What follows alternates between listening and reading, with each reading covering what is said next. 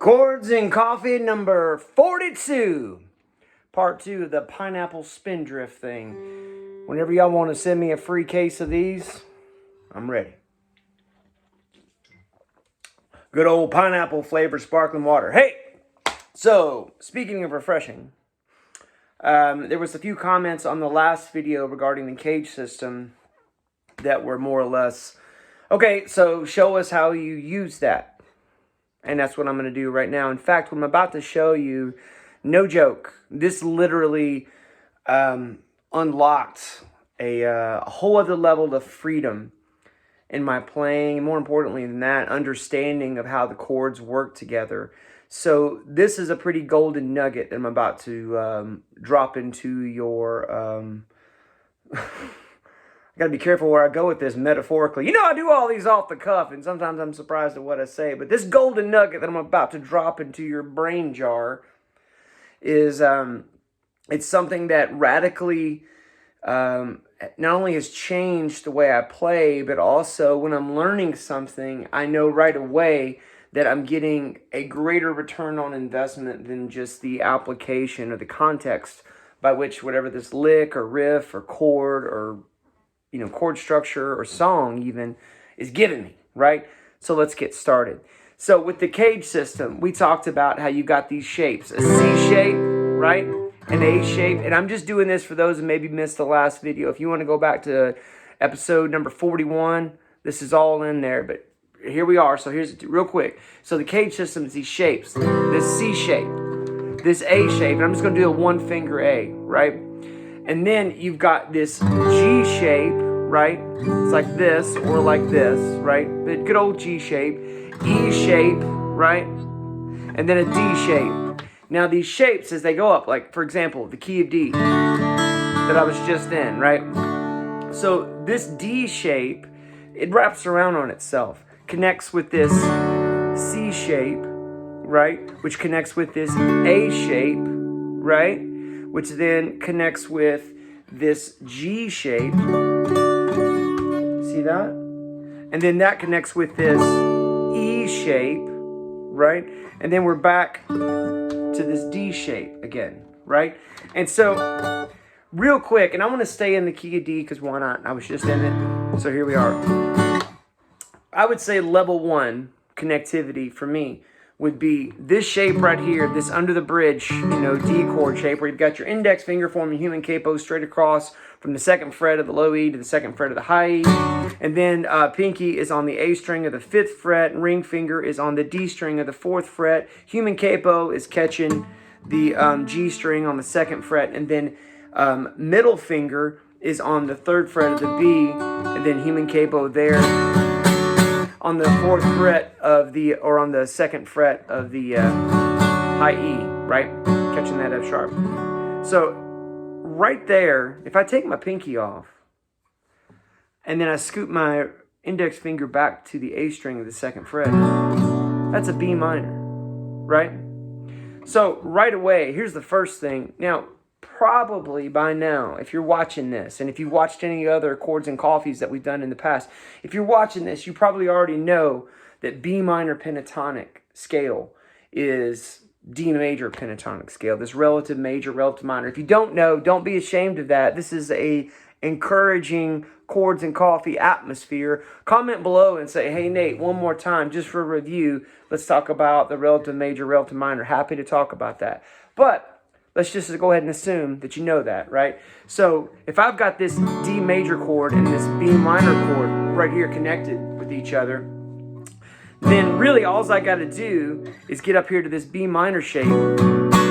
This is good old, this, just index finger laying across the 7th fret, and then middle finger says, hey, I'll help a friend out.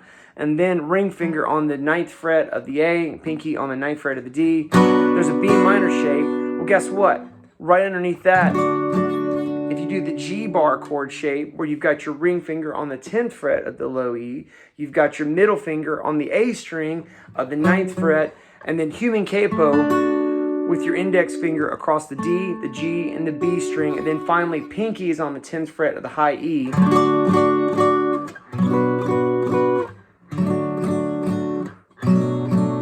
So what I just did there was I showed you, here's a D shape to this B minor shape. Here's a D shape to this B minor shape. Well, what in the world connects these two in the middle? Well, this guy right here. This little one finger D. So a lot of times when I am practicing that, or I'm trying to improvise out of that, step one would be just to take these chord shapes and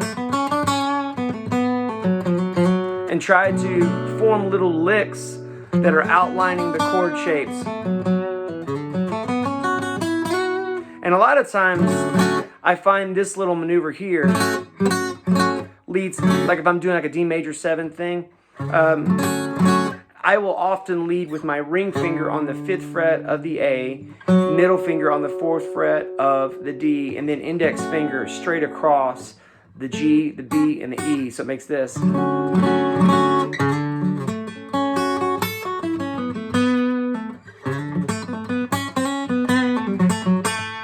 There's all kinds of cool little lickery there if you just kind of mess around with that. And by messing around with it, just try playing them one note at a time. The whole point of this that I'm trying to give you is that I want to encourage you to find licks that you create based on the same brick and mortar that I use to create the licks that I play, right? But by all means, if there's something I play that you go, nope, I want that exact lick, I'm happy to give it to you. You just have to ask me and I'm happy to do it. But while we're on this, here comes the nugget. I was just telling you about the nugget. Here it comes. What does that remind you of? Well, that's an F sharp minor, right?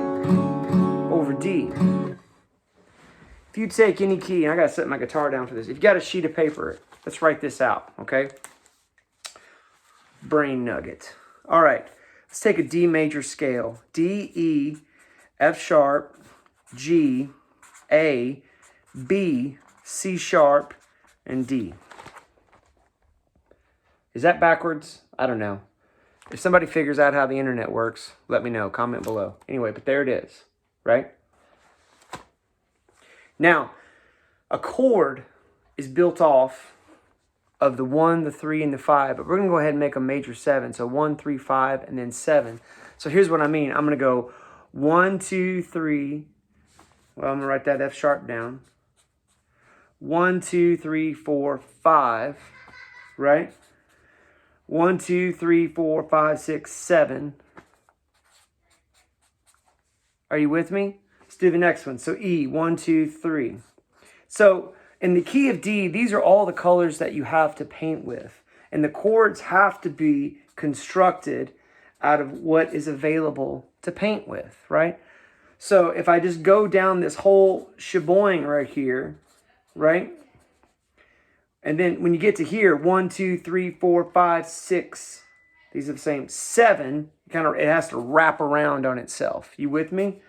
So bear with me as I just kind of skip ahead here really quick. Each one of these chords has a function. And that function has a specific function within the key, but also some of these chords are in different keys. In fact, most all of them will be, all right? And so, now, that's all the chords in the key of D. So you've got the 1 chord, D major, and it's a D major 7. You've got the 2 chord, it's an E minor, right? You got the 3 chord, it's an F sharp minor, right? You got the 4 chord, and it's a major 7, right? You got the 5 chord, and it's a dominant 7, and it's got a big job. And you've got the 6 chord, and it's a minor 7, right? And then you got the 7 chord, you can call it half diminished. I like calling it minor 7 flat 5 because that tells you the whole story, right? It's a minor 7 flat 5. Now, here's where stuff gets really interesting. You can group these chords, and I'm going to show you something here. So I'm going to kind of draw some brackets, okay?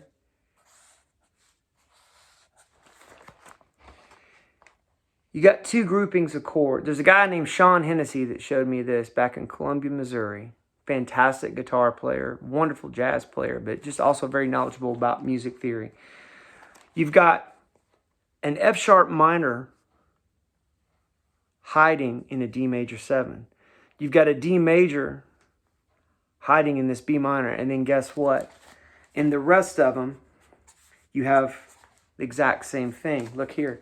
You've got, right here, there's an E minor hiding in this C sharp minor 7 flat 5, right? Look here. There is, in this A7 right here, there's a C sharp diminished hiding right there in that A7. So for today, I want to focus on the release chords, okay? But tension and release are how these two chords get divided up. And so the 2, the 4, the 5, and the 7 are all your tension chords. See that? So do me a favor, write this out, a D major scale. You can even like pause this, maybe take a screenshot, and there she be, right? If you go to the release side, you've got 1, 3, and 6. All right, let's get the guitar back out again. So right now, you might be going, okay, I see your math. You mad scientist, pineapple soda drinking, flannel wearing Southwest Missourian, right? Well, what good's that do you? Well, I'm going to tell you. So if you look at this shape here, the beginning of this cage shape, and then you look at this B minor shape, and then this F sharp minor shape. What is F sharp minor's relative major? If you said A, you're right. If you didn't say anything, that's why you're here. You're here to learn. This is not... There's no auditions on Chords and Coffee, okay? This is a group this is a group encouragement environment, okay? So F sharp minor's relative major is A major, right? So if there's a low D there. If I play A major over D, I get that great major 7 sound. If I play F sharp minor over D,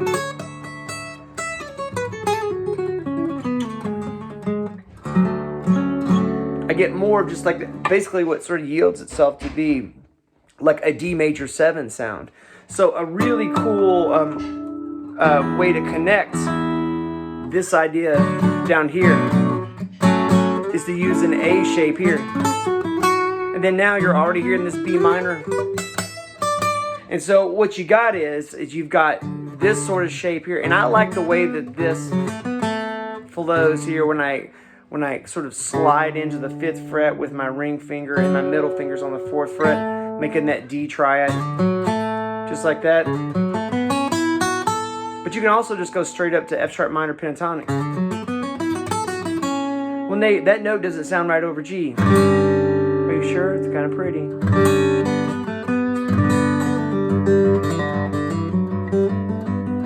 Well, Nate, why'd you even bring up G? Because G's in the key of D. It's the 4 chord. It's going to come up, right? So as I'm transitioning from here, a lot of times, like this is a D with A on the 5th fret up here. I like to do that a lot. So index finger on the 2nd fret of the G, middle finger on the 3rd fret of the B, pinky on the 5th fret of the high E. You're perfectly set up to go. And now I'm into this. One of the things I would encourage you to do is just to start outlining these chords one note at a time. Just like that. I just outlined this chord right here. And then maybe just right into a B minor pentatonic. Find you some licks that you like, that feel natural to your hands, that are just outlining the chords. And I think what you're going to find is a lot of times when you're, instead of playing out of the pentatonic scale, which don't get me wrong, there ain't nothing wrong with the pentatonic scale. That joker ain't broke. That's a good one, right? Work it. However, if you can add a little bit of that, that guy who does the salt off the elbow, if you can do a little bit of that spice from the chords have these built-in leaps with them. Like if you're coming off this G chord shape, that little built-in leap of just going there sounds a little more melodic than just, right? Also, one of the things that's great about, and again, we're just sticking to D major, B minor, F sharp minor. Those outlining those chords going from here to a chord, which is F sharp minor's relative major, and then to a B minor chord, right? If you said, I'm just going to connect this idea here, and just imagined, okay, this shape to this shape to this shape, right? I wouldn't even do it with the backing track. I would just try to noodle and have good noodles through those different shapes. Why?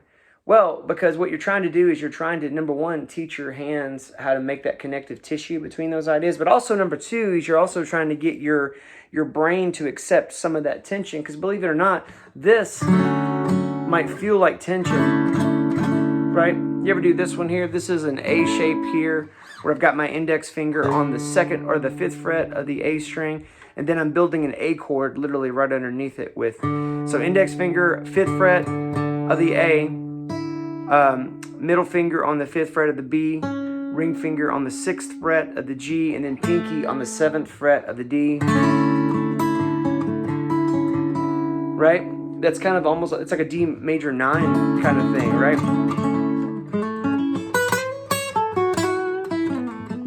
Well, here's the other thing, is that knowing where those chords are applicable.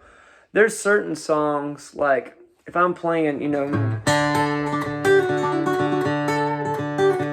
if I'm playing Mama Tried by Merle Haggard, I'm probably not going to play, not if they, you know, if I want them to ask me back, right? Because that flavor, now this is, man, this is ham and beans right here, you know what I mean? Don't get in the way of that, just good old-fashioned D. However, if you will listen to a lot, there's a great guitar player named Matthew Lee. Have you heard of this guy? I think he is, he's a Nashville guy, but he injects a lot of great Western swing into his playing. And a lot of that Western swing, folks, that's just jazz. That's just jazz with a country contextual, you know, roadmap that they're doing all that jazzy stuff. A lot of chromatic stuff in there too. So I hope this is a good sort of starter into this thinking. So we're talking about release chords, and we're talking about taking the 1, the 3, and then the 6, drop my pick, and adding those together to have some great groundwork. So here's what we're going to do. I want you to find some backing tracks. Super easy to find. Get on YouTube, type in backing track. Find one that you like, that you want to solo over, okay? And then post it in the comments below. And then what I'm going to do is then I'm going to play over that using these ideas, and then we'll talk about it. So one more time. So find a backing track, any key, you know, any major key is fine. Also, any minor key is fine. So any major or minor key, because these things are interchangeable over that. But we want to find a simple backing track, and that's on you. And then you're going to say, all right, Nate, let's do this one. And then maybe for this next one, so that would be episode number 43, we'll go through and I'll just play on a bunch of these backing tracks, and I'll show how this cage system, where I'm linking a major chord shape to a minor chord shape to its other minor chord shape. So the 1, the 6, and the 3, right? And then linking that up and down the neck. And I'll show you, honestly, how easy it is to do that. Because a little bit of chord voicing, outlining, a little bit of pentatonic scale, and it starts to sound like something. All right? So that's your homework. Comment below with your backing track post. Say, all right, do this one, or give this one a shot, or I dare you to try this. Whatever the case. I always appreciate when y'all comment and when you share these videos. It means the world to me. You guys are awesome. And we'll see you next week for another Chords and Coffee.